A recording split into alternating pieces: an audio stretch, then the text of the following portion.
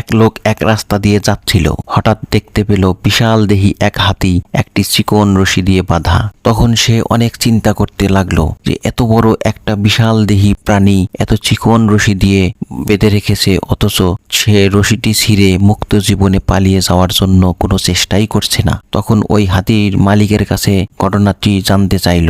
তখন হাতির মালিক বলল যে ভাই, এই হাতিটি যখন ছোট ছিল তখন এই রশি দিয়ে তার পায়ের মধ্যে আমরা বেঁধে দিয়েছিলাম। তখন ওই হাতিটি অনেক চেষ্টা করত এই রশি ছিঁড়ে পালিয়ে যাওয়ার জন্য, কিন্তু সে শত চেষ্টা করেও এই রশিটি ছিঁড়তে পারত না। যখন রশিটি ছিঁড়ে পালাইতে পারলো না, তখন তার মনের ভিতরে একটি বিশ্বাস হয়ে গেল যে আমি কোনোদিন এই রশি ছিঁড়তে পারবো না। তাই সে এ পর্যন্ত কোনোদিন একবারের জন্যও চেষ্টা করে দেখে নাই যে সে ওই রশিটি ছিঁড়তে পারবে কিনা। তখন লোকটি বলল, এই হাতিটি যদি একবার